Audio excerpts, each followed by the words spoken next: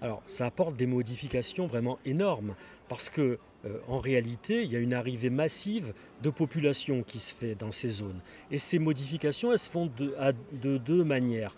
Premièrement, il y a une densification de l'habitat. Donc, davantage de personnes qui arrivent, les villages deviennent des petites villes, apparaissent des banlieues, etc. Et les personnes qui viennent là ont des véritables demandes. Et elles ont des demandes différentes des habitants traditionnels. Elles veulent des crèches, elles veulent des parcs de loisirs, elles veulent des transports publics plus développés, des écoles, etc. Donc des demandes spécifiques. Et après, dans un deuxième temps, il y a une modification qu'on pourrait dire sociologique de la population.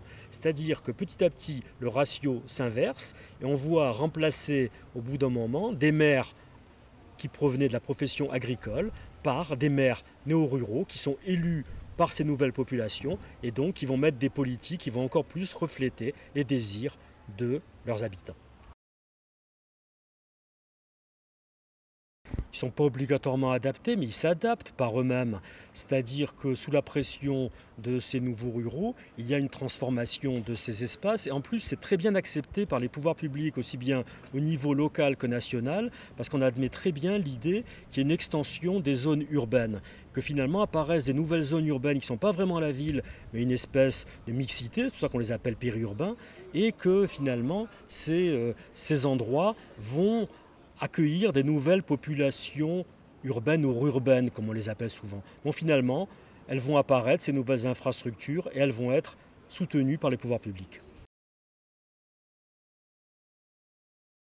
Alors c'est des conséquences énormes. Ce qu'il faut bien comprendre, c'est que ce n'est pas le point important n'est pas que ce soit des urbains ou pas, mais c'est qu'il y a une densification de la population. Il y a de plus en plus de monde. Et à partir du moment où il y a densification et de plus en plus de monde, on va retirer des zones de nature, c'est-à-dire des espaces ouverts, des mares, des zones humides, des haies, des forêts, etc. On va les remplacer par d'autres types d'infrastructures qui vont imperméabiliser les sols et qui vont construire des routes ou des maisons ou des immeubles.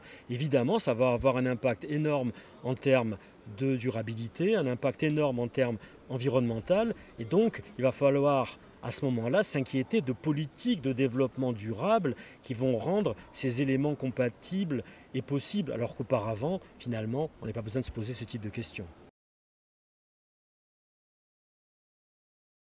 Oui, on ne peut pas empêcher la destruction, parce qu'il est impossible d'accueillir de nouvelles populations sans convertir des terres agricoles, naturelles ou des forêts et en faire des immeubles, des routes, des voies ferrées, etc. Ça, c'est impossible. Par contre, il peut y avoir une politique concertée.